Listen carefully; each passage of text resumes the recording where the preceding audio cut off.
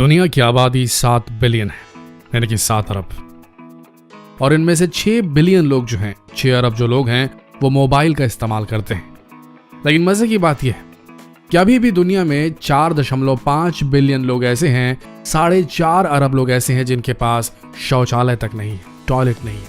मतलब ये हो गया कि मोबाइल ज्यादा इंपॉर्टेंट हो गया शौचालय से। आज की दुनिया में कोई भी बिना मोबाइल के नहीं रह सकता। आज हम सभी ने अपनी जिंदगी का ज्यादातर हिस्सा मोबाइल को समर्पित कर दिया, चाहे घर बैठे राशन मंगाना या टीवी फ्रिज लेना हो। आज हम सभी ने मोबाइल को अपनी जिंदगी का सबसे कीमती अंग मान लिया है। जहां थोड़ी सी फुर्सत मिली नहीं, जहां थोड़ा सा वक्त मिला नहीं, लोग जेब से मोबाइल निकालते हैं और उस पर शुरू हो जाते हैं।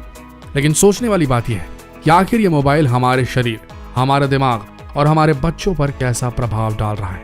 अब जब आज की तारीख में ये मोबाइल हमारे शरीर के अंग सा हो गया, हमारे किसी बॉडी पार्ट की तरह हो गया, हम इसके बगैर रह नहीं सकते, घर छोड़कर जा नहीं सकते मोबाइल के बगैर, तो क्या आपको ऐसा नहीं लगता कि अब हमारी बॉडी भी इवॉल्व करने लगेगी इस मोबाइल के अराउंड? देखिए, मोबाइल एक छोटा सा डिवाइस है, एक छोटी सी स्क्रीन होती है उसमें, और उसमें हमने अपनी पूरी दुनिया समेट कर रखती है। अगर हमें किसी से बात करनी हो, हमें किसी को मैसेज भेजना हो, कोई ईमेल पढ़ना हो, कुछ खरीदना हो, एंटरटेनमेंट हो या काम हो, हम सब कुछ मोबाइल पर करने लगे। एक औसत आदमी दिन का 2 घंटा तो मोबाइल में बिताता ही है, मिनिमम। मैक्सिमम बोले तो 5 घंटे से भी ऊपर होंगे एवरेज।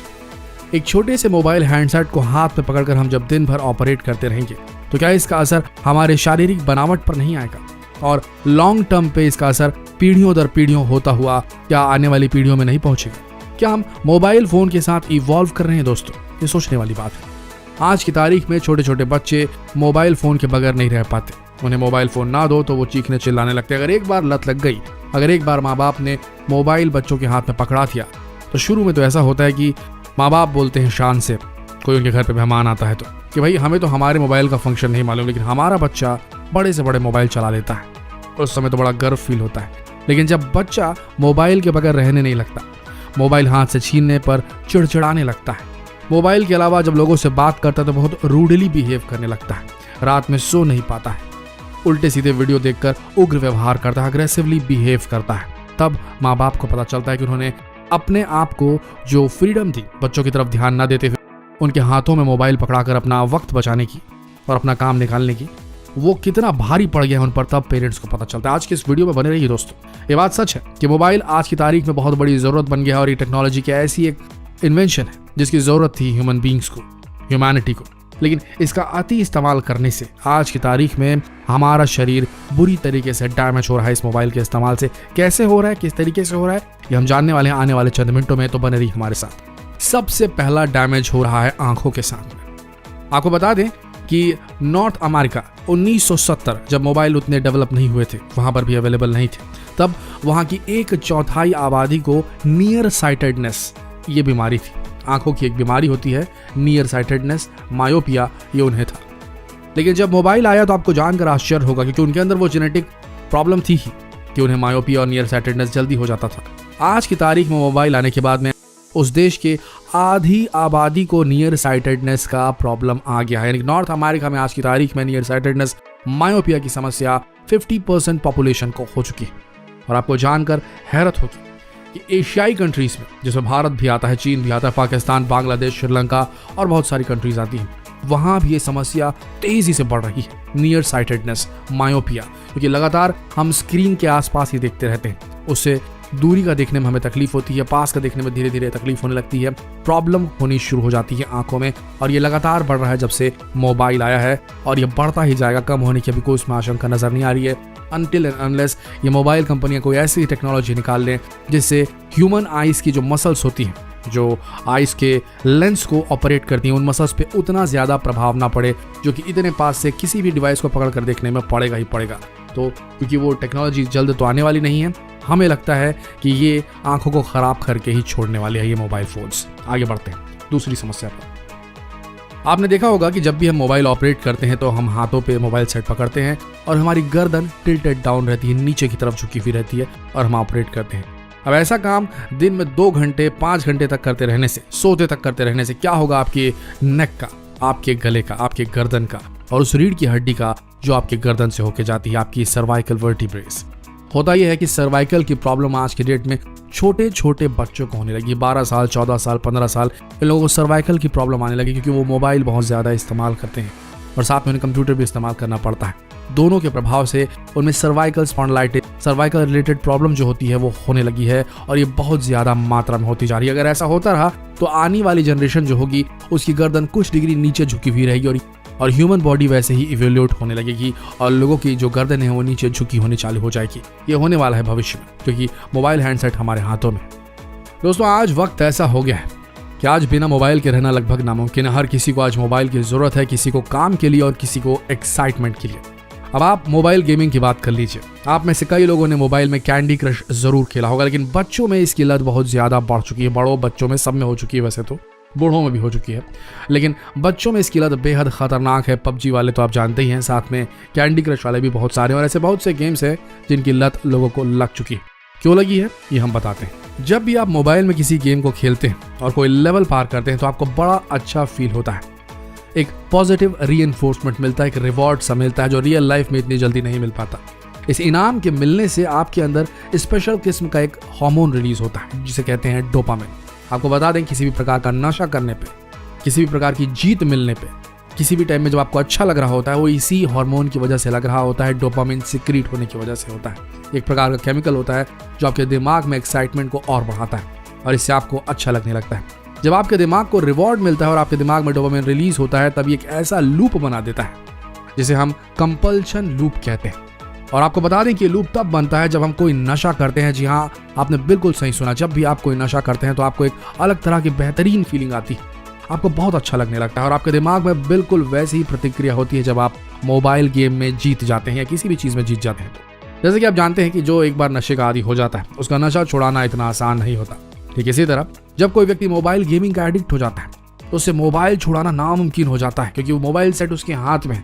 अगर कोई गेमिंग कंसोल होता तो उसे बार बार टीवी स्क्रीन के सामने बैठना पड़ता, कंप्यूटर स्क्रीन के सामने बैठना पड़ता और वो संभव नहीं है। लेकिन मोबाइल क्योंकि हाथ में है तो आदमी घर से भी निकल रहा है तो गेम खेल रहा है, घर में है तो भी गेम खेल रहा है, स्कूल में है तो भी वक्त निकाल के गेम खेलेगा, कॉलेज में है तो भी वक्त निकाल के गेम खेलेगा और वो लत बढ़ती चली जाएगी। लेकिन सबसे बड़ी बात कि इस बात को आजकल के मोबाइल ऐप बनाने वाले, मोबाइल गेम्स बनाने वाले बखूबी जानते हैं। यही वजह है कि आज हर दिन नए नए मोबाइल ऐप्स लगातार लॉन्च होते जा रहे हैं। हालांकि ऐप्स बनाने वालों की तो अच्छी खासी कमाई हो रही है, लेकिन आप इस नशे के एडिक्ट होते होते अपने शरीर को बुरी तरीके से तोड़ते जा रहे हैं। और यही वजह है कि आज 18 से 29 साल, ये आप बहुत बड़ा ब्रॉड स्पेक्ट्रम पकड़ लीजिए, बहुत छोटा स्पेक्ट्रम हमने बताया है। ये लोग जो हैं बहुत बुरी तरीके से आदी हो चुके हैं।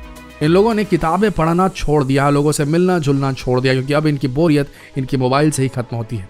और आपको ऐसे लोग आपके आसपास आसानी से मिल जाएंगे। ये लोग ना ही किसी से मिलते जुलते हैं और ना ही किसी एक्टिविटी में पार्ट लेते हैं, लेकिन उन्हें ये नहीं पता होता कि असल में एक बीमारी से ग्रसित है जिसका नाम है नोमोफोबिया। जी हाँ, ऐसे ही लोग धीरे धीरे नोमोफोबिक होते जाते हैं। एक ऐसी बीमारी होती है जिसमें किसी चीज़ के खो जाने का या छूट जाने का डर होता है और यही वजह है कि आज के नौजवान अपने फ़ोन की देखभाल अपने आप से ज़्यादा करते हैं। वो अपना फ़ोन किसी भी कीमत पे खोना नहीं चाहते, किसी भी कीमत में छोड़ना नहीं चाहते और इसे ही नोमोफोबिया कहा जाता है, फ़ोन के गुम हो जाने का, फ़ोन के खो जाने का डर। एक और ख़तरनाक बात हम आपको बता दें, सेल फोन का इस्तेमाल करने से हमारे दिमाग पर बहुत तेज़ प्रभाव पड़ता है, बहुत गहरा प्रभाव पड़ता है। आपने ECG मशीन तो देखी होगी जिसे हार्ट की जो एक्टिविटीज़ है उसको कैप्चर करने के लिए जो तरंगे निकलती हैं उन्हें कैप्चर किया जाता है और उसके बाद डॉक्टर जो है उससे रीडिंग को पढ़ते हैं और बताते हैं कि आपका हार्ट किस तरीके से काम कर रहा है। ठीक उसी तरीके से एक और मशीन होती है जिसे EEG इलेक्ट्रोएन्सेफेलोग्राम कहा जाता है और ये ब्रेन की एक्टिविटी को बिल्कुल उसी फॉर्मेट में, ECG फॉर्मेट में नोट कर सकता है, जिसे जो साइकियाट्रिस्ट है, साइकोलॉजिस्ट हैं, ये सब देखते हैं और बताते हैं कि दिमाग में क्या चल रहा है। एक एक्सपेरिमेंट किया गया और उस एक्सपेरिमेंट में ये निष्कर्ष निकला कि जब हम फ़ोन में बात करते रहते हैं, जब हम मोबाइल गेम खेल रहे होते हैं या मोबाइल पे चीज़ें ऑपरेट करते रहते हैं और उस दौरान जो चीज़ें हम पढ़ते हैं, देखते हैं, फील करते हैं, एहसास करते हैं, उन सब का प्रभाव ये होता है कि हमारा दिमाग जो है वो रेस्टिंग स्टेट पे रह ही नहीं पाता है। अगर आप किसी के यहाँ मिलने गए हैं, बैठने गए हैं, उठने गए हैं या कोई काम कर रहे हैं, बीच में आपको थोड़ा सा वक्त मिलता है, सामने वाला उठ के अपनी सीट से चला जाता है, आप तुरंत अपना मोबाइल निकाल के मैसेज पढ़ने लगते हैं, कोई नया नोटिफिकेशन आता है उसे चेक करने लगते हैं और उसको देख करके जो मैसेज आपने पढ़ा, जो न्यूज़ फीड आपने देखी, उससे आपके दिमाग में हलचल होती है जो आपके दिमाग को वो शांत रहने का पीरियड देती ही नहीं। आप लगातार एक्टिविटी में रहते हैं और इसी से डेवलप होता है स्ट्रेस। जो लोग मोबाइल पे ज़्यादा बैठे रहते हैं उनका बेसल जो एक्टिविटी लेवल रहता है दिमाग का, वो बहुत ज़्यादा डिस्टर्ब हो जाता है और EEG में साफ दिखाई देता है। ऐसे लोगों का दिमाग लगातार भटकते रहता है, वो एक तरफ कॉन्सेंट्रेट नहीं कर पाते, उनका फोकस, उनका अटेंशन लेवल बहुत कम होता है, उन्हें सब चीज़ बहुत जल्दी चाहिए होती है, अगर कुछ चीज़ नहीं मिल पाती है तो वो उसके लिए वेट नहीं कर पाते और वहाँ पर चीज़ें बहुत ज़्यादा बिगड़ जाती हैं। ऐसे लोग के अंदर स्ट्रेस बहुत जल्दी बढ़ जाता है और उनके अंदर ब्लड प्रेशर और शुगर जैसी बीमारियाँ ये जो है बड़ी आम हो जाती हैं। तो इसीलिए ये सेल फोन आपका वो जो रेस्ट पीरियड है वो छीन ले रहे हैं आपसे, तो बचिए इस चीज़ से। जब आप कहीं गए हैं तो मोबाइल फ़ोन बीच में निकाल के बार बार चेक करना बंद कीजिए। मोबाइल फ़ोन को यूज़ कीजिए टेलीफोन की तरह अगर कर सकते हैं तो, या फिर एक काम आप कर सकते हैं, दिन के 3 ऐसे मौके बना लीजिए और उन मौके पे ही मोबाइल को यूज़ करें। देखें, फ़ोन आए तो रिसीव कीजिए, लेकिन हर बार फ़ोन चेक करना, फ़ोन पे एंटरटेनमेंट खोजना आपके लिए घातक साबित होगा। दिन के 3 ऐसे वक्त को चुन लीजिए, ऐसे टाइमिंग चुन लीजिए और उस टाइम पे 10-5 मिनट के लिए आप जो हो सके आप मोबाइल में चेक कर लीजिए, वो ही बेहतर होगा आपके लिए। अगर आप लगातार जब पाए तब मोबाइल जेब से निकालेंगे और उसको इस्तेमाल करने लगेंगे तो ये आपके दिमाग में स्ट्रेस को बिल्ड ज़रूर करेगा और आपका बिहेवियर पूरी तरीके से चेंज रहेगा। अब ये तो जानते ही आप, कुछ चीज़ों को बहुत आराम से, सावधानी के साथ, आराम से, इत्मीनान से करने पे वो आसानी से होती है, बढ़िया तरीके से होती है, लेकिन आप पूरी टाइम अव्यग्र रहेंगे मोबाइल का इस्तेमाल करते हुए तो आपका जो ब्रेन है वो स्टेट में नहीं पहुंच पाएगा, जोन में नहीं पहुंच पाएगा जब चीज़ों को आप बहुत बेहतर तरीके से हैंडल कर सकते हैं। याद कीजिए, जब कमेंटेटर्स कहते हैं कि बैट्समैन को जो बॉल है वो फुटबॉल की तरह दिखने लगी है, क्रिकेट की बॉल, तो ये तब होता है जब उसका ब्रेन जोन में चला जाता है। जब एक स्पोर्ट्समैन रहता है वो पूरी तरीके से जोन में चला जाता है, उससे चीज़ें एकदम शार्प और उसका दिमाग कॉन्सेंट्रेटेड हो जाता है, फोकस हो जाता है। ये जोन का स्टेट होता है। आप चाहेंगे तो हम जोन के ऊपर, जोन स्टेट के ऊपर में एक वीडियो बनाना ज़रूर चाहेंगे, कमेंट सेक्शन में लिखें, हम वो वीडियो ज़रूर बनाएंगे आपके लिए। लेकिन बहुत ज़्यादा एक्सेसिव पबजी खेलने वाले, मोबाइल गेम्स खेलने वाले, बहुत ज़्यादा मोबाइल पे लगे रहने वाले लोगों का जो ये जोन में जाने का जो पीरियड, जो लेटेंसी रहती है उस जोन में पहुँचने का जो पीरियड रहता है वो बहुत लंबा रहता है। होता यह है कि पढ़ने के लिए बैठते हैं, इनका मन, इनका दिमाग इधर उधर ज़्यादा होता है, कंसंट्रेट नहीं कर पाते हैं और उठ जाते हैं टेबल से कि हमसे नहीं हो पा रहा है। तो ये समस्या है, ये बहुत ज़्यादा बढ़ती जा रही है दोस्तों। अगर आपके आसपास भी कोई बढ़ता बच्चा है या आप खुद किसी एग्जाम की प्रिपरेशन कर रहे हैं या आप करियर में सही नहीं कर पा रहे हैं, फोकस का इशू आ रहा है, तो सबसे पहले मोबाइल का इस्तेमाल थोड़ा सा कम कीजिए। दिन में 3 वक्त कीजिए, नियत समय पर कीजिए, नियत वक्त के लिए कीजिए, नियत ड्यूरेशन के लिए कीजिए, ये आपको बचा देगा। अब एक सबसे बड़ी प्रॉब्लम जो सेलफोन की वजह से हो रही है वो है स्लीपिंग पैटर्न का डिसरप्शन। आप माने ना माने, आपको ऐसा लगता होगा कि आप पहले 10 बजे रात में सोते थे और सुबह 5-6 बजे उठ जाते थे, वो एक बढ़िया पैटर्न था। मोबाइल आया, आप रात में 12-1 बजे सो रहे हैं और सुबह फिर 9-10 बजे उठ रहे हैं, तो इससे आपने कवर तो कर लिया नहीं। लेकिन एक आपको बात बता दें, जो सोने का वक्त है वो अंधेरे का वक्त है। जो नेचुरल क्लॉक हमारी जो है, जो बायोलॉजिकल क्लॉक हमारी है, जिसे बायोलॉजी के उसमें कहा जाता है सर्केडियन रिदम, वो ऑपरेट करती है सूरज के उगने से और सूरज के डूबने से। जब अंधेरा होता है और आप सोते हैं, ये आपके शरीर को बेनिफिट देता है, फायदा देता है। लेकिन जब सूरज उग जाता है और तब भी आप सोते रहते हैं, ये आपको नुकसान देगा, फायदा नहीं देगा दोस्तों। ये बात आपने सुनी भी होगी, आप जानते भी होंगे कि एक ब्लू लाइट का इशू होता है, जो मोबाइल स्क्रीन से या किसी भी टेलीविजन स्क्रीन से, कंप्यूटर स्क्रीन से जो रेज निकलती हैं, जो लाइट निकलती है, वो ब्लू लाइट निकलती है। ये जो ब्लू लाइट आती है, इसके लिए फिल्टर्स आजकल आते हैं, लेकिन वो फिल्टर भी कोई फायदे के नहीं, क्योंकि वो पूरी तरीके से ब्लू लाइट को नहीं ब्लॉक कर सकते। ये ब्लू लाइट इतनी खतरनाक है दोस्तों कि इसका 15 मिनट का कंजम्पशन अगर आपकी आंखों ने कर लिया तो आपके दिमाग में जो मेलाटोनिन बन रहा होता है, मेलाटोनिन वो केमिकल होता है जिससे आप गहरी नींद में जाने में आपको ये हेल्प करता है। अगर मेलाटोनिन ना बना और आपका वो टाइम मिस हो गया रात में सोने का, आपको नींद जल्दी नहीं आएगी, आपको उसके लिए थकना पड़ेगा, एक्स्ट्रा कैलोरीज बर्न करनी पड़ेगी, आपको बेजबरन में स्ट्रेस करना पड़ेगा, स्ट्रेन करना पड़ेगा अपने दिमाग को कि आप थक जाएं, तब आपको नींद आए।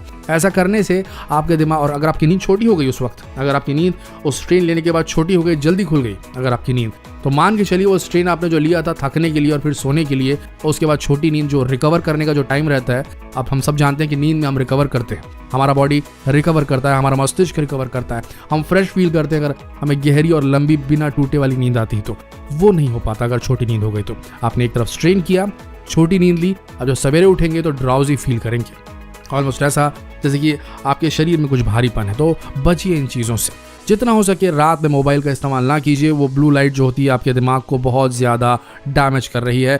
छोटे बच्चों को रात में जो अगर मोबाइल देते हैं पेरेंट्स, तो ये उनकी सबसे बड़ी गलती है। बच्चों में इंसोम्निया बहुत ज़्यादा हो रहा है। इंसोम्निया वो बीमारी होती है जिसे कहते हैं नींद ना आना। छोटे बच्चों की आंखें धीरे धीरे ग्रो कर रही होती हैं। अगर शुरू से ही उनके अंदर ये ब्लू लाइट का इफेक्ट पड़ता रहा तो उनके रेटिना में इश्यूज होते हैं, आइस के दूसरे इश्यूज होते हैं, डेवलपमेंट जो होता है आइस का वो नॉर्मल नहीं हो पाता है। ऐसे बच्चों को चश्मे जल्दी लग जाते हैं, ऐसे बच्चों में सर्वाइकल स्पॉन्डिलाइटिस जल्दी हो जाता है, बॉडी वीक होने लगती है क्योंकि इनका ध्यान कहीं लगता ही नहीं है, रेस्टलेस हो जाते हैं ये बच्चे। ना ये खाएंगे अच्छे से, ना सोएंगे अच्छे से, ना ही आपकी बातें अच्छे से मानेंगे। तो मोबाइल की लत बचपने में बिल्कुल मत लगाइए, ज़रूरत हो तो दीजिए, लेकिन इस तरीके से कि बच्चा रो रहा है तो चलो मोबाइल पकड़ा देते हैं। काम अगर आप करते हैं तो आप अपनी पीढ़ी खराब कर रहे हैं, अपने घर के एक नए चिराग को ख़त्म कर रहे हैं, भारत को बर्बाद कर रहे हैं, ये बात मान के चलिए। इसके बाद जो रेडिएशंस निकलते हैं मोबाइल फ़ोन से, ये हम सब जानते हैं कितने ज़्यादा खतरनाक होते हैं।